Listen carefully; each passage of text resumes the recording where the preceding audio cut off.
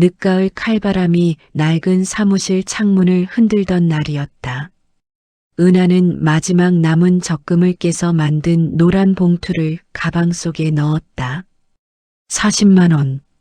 어머니 약값과 월세를 내면 다음 달까지 버틸 전 재산이었다.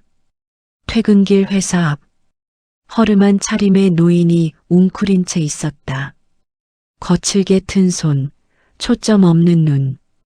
은하의 발이 멈췄다.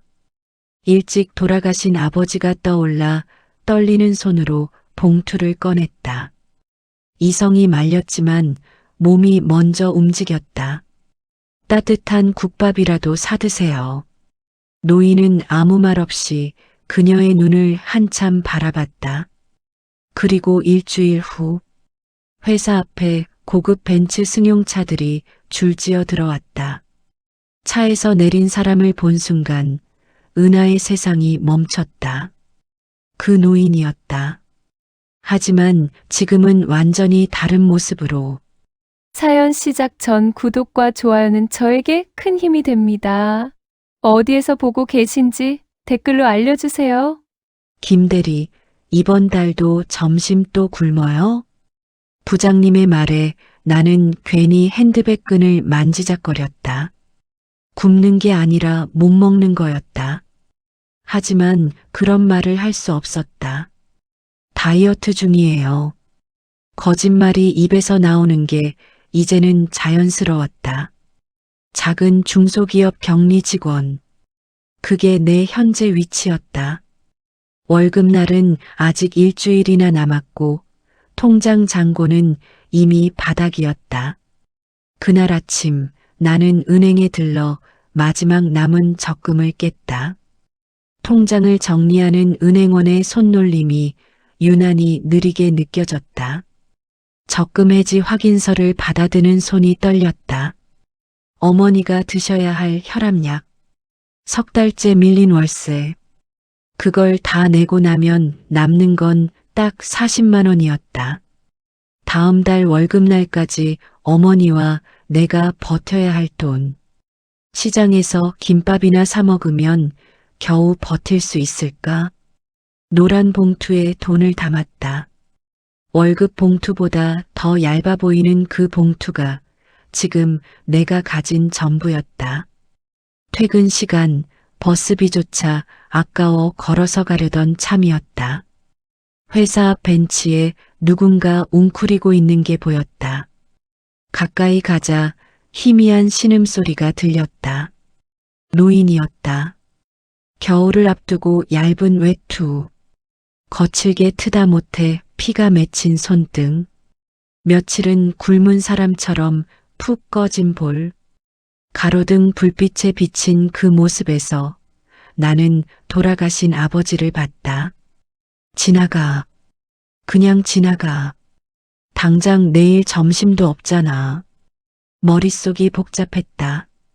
가방 속 40만 원. 이 돈이 없으면 나와 어머니는 당장 길거리에 나앉을지도 몰랐다. 발걸음을 옮기려 했다. 그런데 발이 떨어지지 않았다. 아버지가 돌아가시기 전 병원 침대에서 하신 말씀이 귀에 맴돌았다. 은하야, 어려운 사람 보면 외면하지 마라. 내가 가진 게 적다고 나눌 수 없는 건 아니란다. 손이 먼저 움직였다. 가방을 열어 노란 봉투를 꺼냈다. 떨리는 손으로 돈을 전부 노인의 손에 쥐어줬다. 노인이 천천히 고개를 들었다.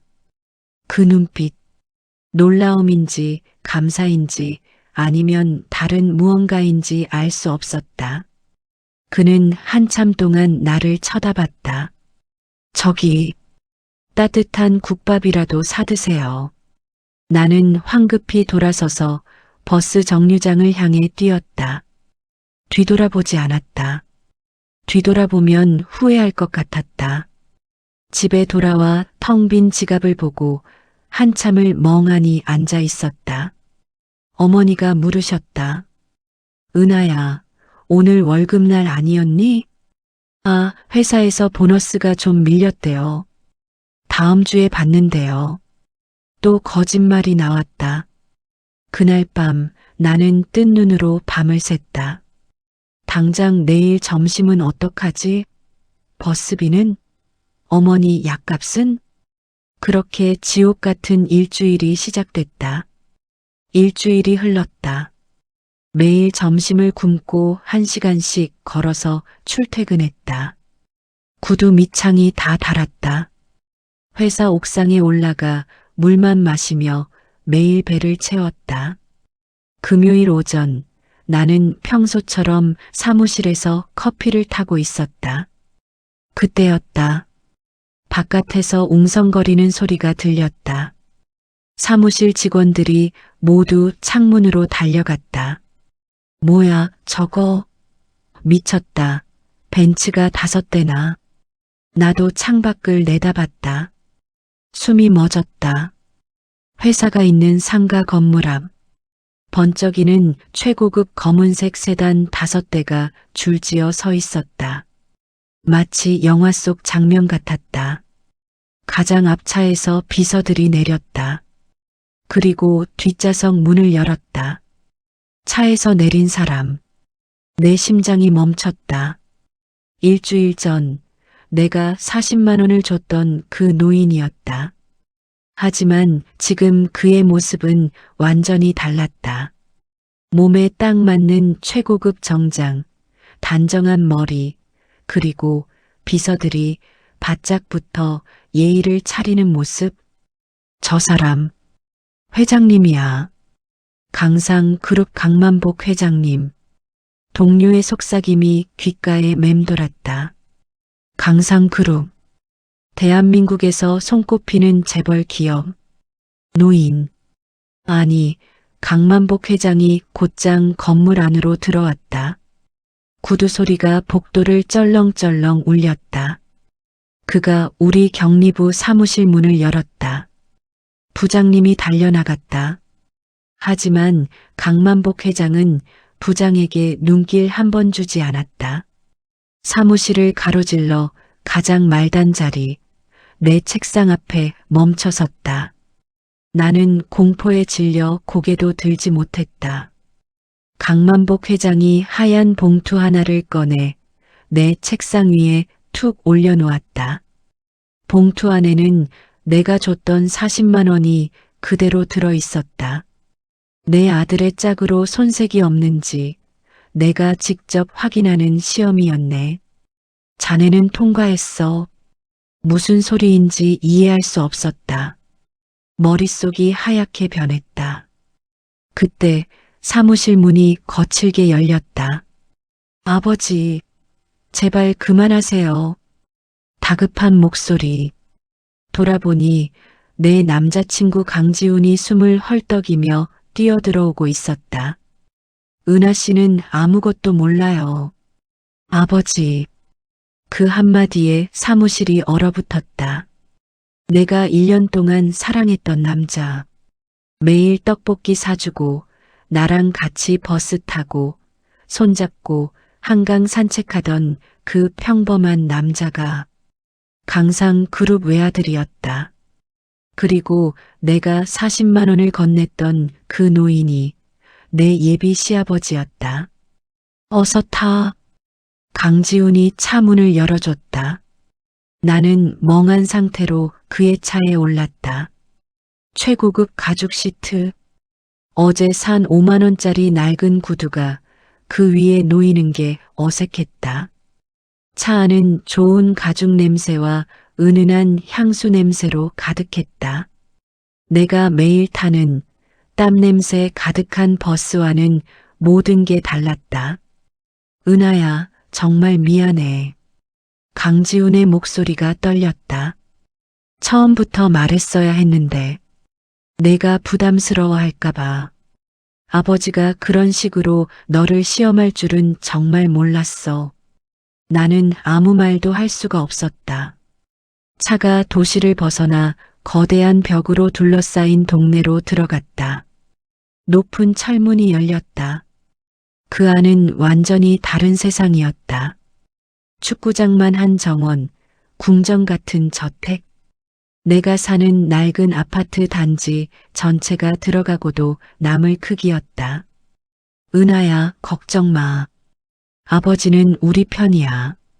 강지훈의 말에도 내 발걸음은 천근만근 무거웠다. 저택 현관문이 열렸다. 강만복 회장이 환한 웃음으로 우리를 맞이했다. 어서 오너라. 지훈이 이놈, 이렇게 예쁜 아가씨를 숨겨두고. 나는 90도로 고개를 숙였다. 안녕하세요, 회장님. 회장님은 무슨 편하게 아버님이라 부르렴. 회장님의 따뜻한 말에 긴장이 조금 풀리는 것 같았다. 바로 그때였다. 당신 지금 이 집 앞에서 무슨 망신이에요? 차가운 목소리가 등 뒤에서 날아왔다. 나화영 여사였다. 머리부터 발끝까지 완벽한 모습. 쪽진 머리에 값비싼 비녀, 은은한 광택의 비단 한복. 그녀는 내 인사를 받지도 않았다. 그저 더러운 것을 보듯 나를 위아래로 훑어봤다. 낡은 구두, 5만 원짜리 핸드백, 긴장으로 굳은 내 얼굴. 나는 자신도 모르게 몸을 움츠렸다. 내가 김은하라고 했니? 네, 사모님. 처음 뵙겠습니다. 부모는 뭐 하시는 분들이고? 그 질문이 가슴을 찔렀다. 어머니는 작은 반찬 가게를 하십니다. 어머, 콩가루 집안이네. 나화영 여사의 입가에 노골적인 경멸이 스쳤다. 아버지는요? 아버지는 제가 어릴 때 일찍 돌아가셨습니다. 쯧쯧. 그러니 배운 게 없지. 근본도 모르는 애가 어딜 감히 이 자리에 발을 들여놔. 너 우리 지훈이한테 얼마를 뜯어낼 작정으로 꼬리를 친 거니? 그 말은 비수처럼 내 심장에 박혔다. 결혼식 날짜를 잡으려던 게 불과 며칠 전이었다. 이제는 그 모든 게 산산조각 났다. 회사에서도 소문이 퍼졌다. 재벌 후계자 꼬신 여자, 돈 노리고 접근한 거 아니냐는 수군거림이 들려왔다. 하지만 가장 견디기 힘든 건 나화영 여사의 끈질긴 방해였다. 그날 출근하자마자 검은 정장의 낯선 남자가 내 책상으로 다가왔다. 김은하 씨 되십니까? 남자는 두툼한 봉투를 내 책상에 밀어놓았다. 사모님의 뜻입니다. 이걸로 정리하시죠. 봉투 안에는 현금 다발이 가득했다. 필요 없습니다. 가져가세요. 내 목소리가 분노로 떨렸다. 지훈 씨는 돈으로 살 수 있는 사람이 아닙니다. 제 마음도 마찬가지고요. 다신 찾아오지 마세요. 남자는 차가운 얼굴로 봉투를 챙겨 들고 떠났다. 현명한 판단이 아니실 텐데요. 그 말만 남기고 불길한 예감은 틀리지 않았다. 1시간 뒤 부장님이 나를 불렀다. 김대리, 정말 미안하네. 나도 어쩔 수가 없어. 무슨 말씀이세요? 강상 그룹 법무팀에서 연락이 왔네. 자네가 회사 기밀을 빼돌리려 했다는 둥. 정직. 사실상 해고 예고였다. 사무실에서 짐을 싸들고 나오는데 전화벨이 울렸다. 은하야, 이게 무슨 일이니? 어머니였다. 울먹이는 목소리. 웬 덩치 큰 남자들이 와서 가게 앞에 쓰레기를 붓고 행패를 부린다. 무서워 죽겠어. 나화영 여사의 복수는 집요하고 잔인했다. 강지훈이 헐레벌떡 달려왔다. 모든 소식을 들은 모양이었다. 어머니가 어떻게 이런 짓까지. 은하야, 내가 다 버리고 나올게. 그 집, 그 돈 하나도 필요 없어. 우리 그냥 아무도 모르는 곳으로 가자. 내가 너 하나 책임질 수 있어. 그의 품에 안겨나는 하염없이 눈물만 흘렸다. 사랑은 더욱 깊어졌지만 현실의 벽은 절망적으로 높고 차가웠다. 어머니와 함께 이곳을 떠나기로 결심했다. 우리에게 남은 건 아무것도 없는 것 같았다. 낡은 짐을 정리하던 중 어머니가 오래된 나무 상자를 들고 오셨다. 은하야, 이거 내 아버지 유품이다. 우리가 아무리 힘들어도 이건 챙겨야지. 내 아버지가 하늘에서 보고 계실 텐데. 우리가 이렇게 억울하게 도망쳐야 하다니. 상자를 열자 안에는 빛바랜 군복, 낡은 훈장 몇 개, 그리고 오래된 앨범 하나가 있었다. 앨범을 펼쳤다. 내가 기억하지도 못하는 젊은 시절의 아버지가 환하게 웃고 있었다. 어린 나를 안고 있는 사진, 어머니와 나란히 선 흑백 사진, 그리고 앨범 마지막 장. 내 손길이 멈췄다. 아버지가 낯선 전우 한 명과 다정하게 어깨동무를 하고 있었다. 두 사람 모두 흙먼지를 뒤집어 쓴 채였지만 그 모습이 무척 행복해 보였다. 그 전우의 얼굴, 어딘가 강지훈과 닮은 것 같았다. 아니, 강만복 회장과 닮았다. 나는 사진을 한참 들여다봤다. 어머니, 이 사람 누구세요? 아버지 전우분이었던 것 같은데. 잘 기억이 안 나는구나. 뭔가 이상했다. 뭔가 중요한 게 여기 있는 것 같았다. 나는 사진을 품에 넣었다. 강만복 회장의 저택. 나와영 여사는 절대로 우리 결혼을 허락하지 않았다. 하지만 강만복 회장만큼은 다른 태도를 보였다. 아가씨, 한 번만 더 만나주게. 내가 할 말이 있네. 강만복 회장의 전화를 받고 나는 아버지 유품 상자를 들고 다시 저택을 찾았다. 회장님, 제가 드릴 게 있어요. 나는 아버지가 아꼈던 낡은 만년필을 꺼냈다. 제 아버지가 평생 아끼시던 물건입니다. 부디 받아주세요. 강만복 회장이 가벼운 마음으로 만년필을 받아들었다. 그런데 만년필 뚜껑에 새겨진 작은 독수리 표식을 본 순간 그의 표정이 굳어졌다. 손이 미세하게 떨리기 시작했다. 자네, 아버님 성함이 어떻게 되나? 김상철 상사입니다. 군인이셨다고 들었습니다. 김상철.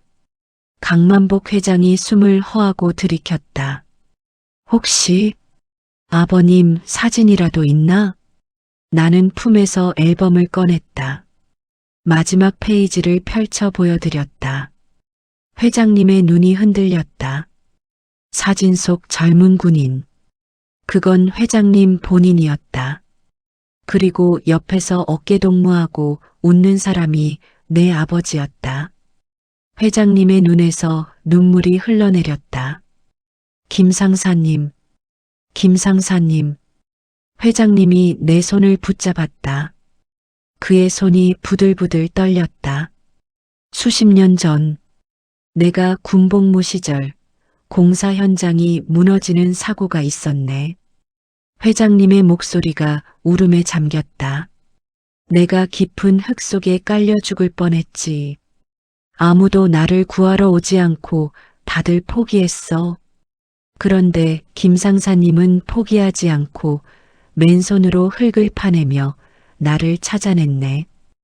회장님이 말을 잇지 못하고 흐느꼈다. 나를 거의 다 끌어냈을 때 두 번째 붕괴가 시작됐어. 거대한 콘크리트 기둥이 나를 향해 떨어졌지. 그런데 김상사님이 나를 밀쳐내고 대신 그 기둥을. 회장님은 내 손을 붙잡고 오열했다. 그분은 나를 구하고 대신 크게 다쳤네.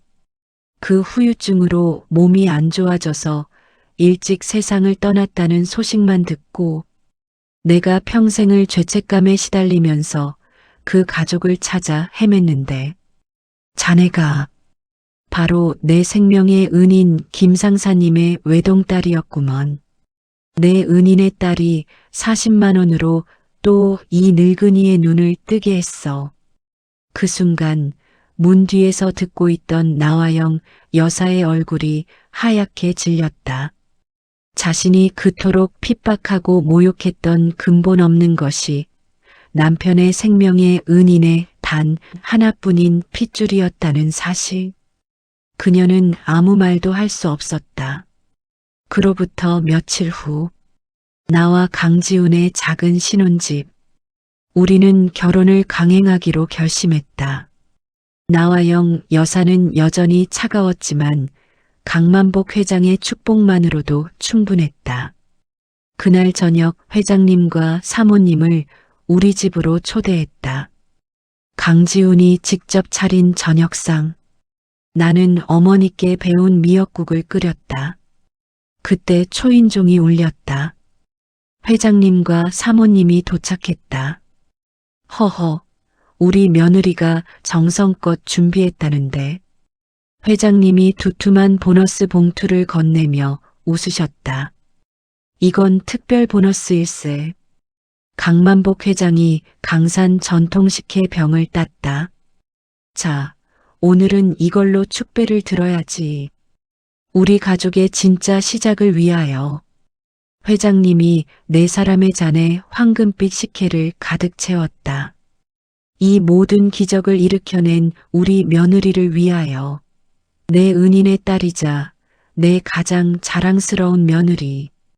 회장님이 식혜 잔을 행복한 얼굴로 높이 들었다. 그 순간 회장님의 얼굴에서 웃음기가 순식간에 사라졌다. 얼굴이 극심한 고통으로 일그러졌다. 회장님이 한 손으로 자신의 가슴을 부여잡았다. 쨍그랑. 유리잔이 테이블 위에서 산산조각 났다. 회장님은 그대로 테이블 위로 쓰러졌다. 여보, 아버지. 행복으로 가득했던 신혼집이 순식간에 공포와 비명으로 얼어붙었다. 병원 응급실. 상태가 매우 위중합니다. 강경화 말기입니다. 의사의 말에 모두가 얼어붙었다. 수십 년 전 군복무 시절 사고 때 다치신 간이 만성적으로 망가져 있었습니다. 이제 한계에 다른 것 같습니다. 그럼 어떻게 해야 합니까?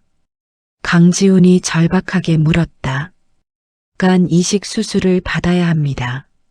하지만 시간이 없습니다. 길어야 한 달입니다. 한 달이라는 사형 선고가 복도를 울렸다. 다음 날 아침 검사 결과가 나왔다. 강지훈은 지방간 수치가 너무 높아 부적합.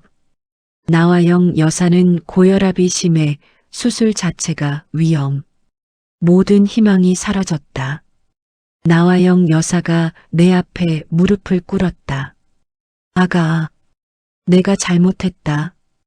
그토록 오만하던 그녀가 며느리 발치에 무너졌다. 내가 너한테 무슨 짓을 했는지 다 안다. 제발, 제발 우리 남편 좀. 그녀는 내 손에 이마를 대고 울부짖었다. 내가 평생 너한테 종노릇이라도 할게. 제발. 나는 아무 말 없이 함께 눈물을 흘리며 시어머니의 떨리는 손을 마주 잡았다. 그리고 조용히 의사를 찾아갔다. 선생님, 저도 검사받고 싶습니다. 며느님 가족이라도 혈연이 아니면 조직이 맞을 확률이 상관없어요. 그래도 검사해 주세요. 강지훈이 달려왔다. 안 돼. 당신까지 위험해질 순 없어. 저도 가족이잖아요. 나는 이미 모든 것을 각오했다. 기적입니다. 의사가 말했다. 혈액형도 다른데 완벽하게 일치합니다. 이 정도면 가족 간 이식보다 더 성공률이 높습니다. 하늘이 내린 기적이었다. 수술 당일 아침, 수술실로 향하는 침대에 누웠다. 강지훈이 아무 말 없이 내 손을 꼭 잡고 걸었다. 수술실 문이 열리려는 순간 나화영 여사가 달려왔다. 그녀는 내가 누운 침대 앞을 막아섰다. 그리고 아무 말 없이 내 뺨을 거친 손으로 쓸어주었다. 날 끌어안았다. 반드시 건강하게 돌아와야 한다. 그녀의 뜨거운 눈물이 내 목덜미로 떨어졌다. 내 딸아. 내 눈에서도 참았던 눈물이 터져나왔다. 어머님, 미안하다. 내가 다 미안하다. 나화영 여사는 며느리를 붙잡고 한참을 흐느꼈다. 수술은 성공적이었다. 몇 달 후 병원 정원. 재활을 위해 산책을 나온 두 사람이 있었다. 강만복 회장과 나. 우리는 같은 날 수술실에 들어가 같은 날 퇴원을 앞두고 있었다. 강지훈이 내 어깨를 조심스럽게 감쌌다. 나화영 여사는 남편의 휠체어를 밀려 했지만 회장님이 손을 저었다. 이거 밀지 말게. 내 두 발로 걸어야지. 내 딸이 준 새 생명인데 벌써 휠체어에 의지할 순 없지. 퇴원 수속을 마친 날 저택에서 회장님이 변호사를 불렀다.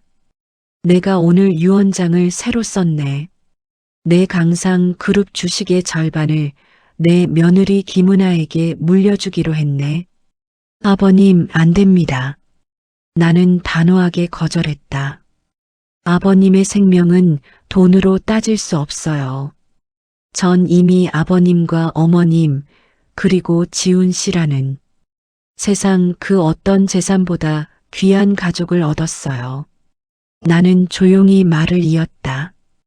정말 저에게 무언가를 주고 싶으시다면 그 돈 다른 곳에 써주시면 안 될까요?